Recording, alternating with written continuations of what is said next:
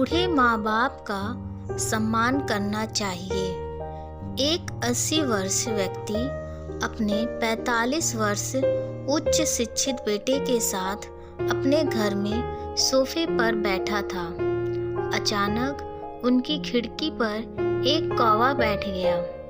पिता ने अपने बेटे से पूछा, ये क्या है? बेटे ने जवाब दिया, ये एक कौवा है। कुछ मिनटों के बाद पिता ने अपने बेटे से दूसरी बार पूछा, ये क्या है? बेटे ने कहा, पिता, मैंने अभी आपको ये एक कौवा है कहा है।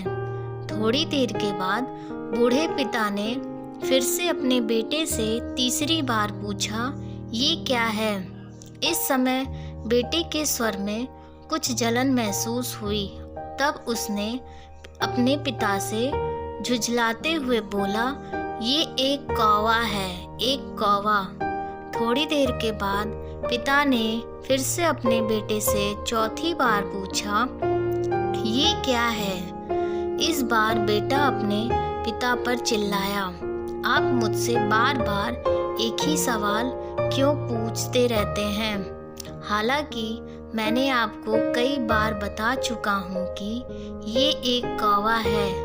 क्या आप इसे समझ नहीं पा रहे हैं? थोड़ी देर बाद पिता अपने कमरे में गए और एक पुरानी डायरी लेकर वापस आए, जिसे उन्होंने अपने बेटे के जन्म के बाद से बनाए रखा था। एक पेज खोलने पर उन्होंने अपने बेटे को उस पेज को पढ़ने के लिए कहा।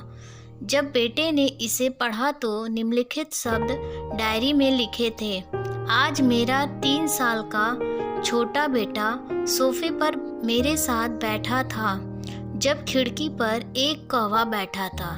मेरे बेटे ने मुझसे 23 बार पूछा कि ये क्या है और मैंने उसे 23 बार जवाब दिया कि ये एक कौवा था। मैंने उसे हर बार प्यार से गले लगाया और उसने मुझे 23 बार फिर से वही सवाल पूछा।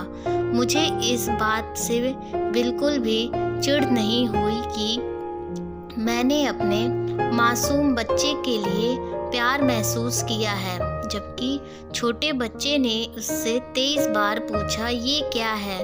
पिता को 23 बार पूरे सवाल का जवाब देने में कोई जलन महसूस नहीं हुई और आज जब पिता ने अपने बेटे से सिर्फ 4 बार यही सवाल पूछा तो बेटे को चिढ़ और गुस्सा महसूस हुआ। इसे पढ़कर उस बेटे को अपने किए गए व्यवहार का पता चल गया था, जिससे चलते अब वह मन ही बहुत शर्मिंदा हो रहा था। शायद उसे अब किए गए अपने बूढ़े पिता के प्रति व्यवहार पता चल गया था।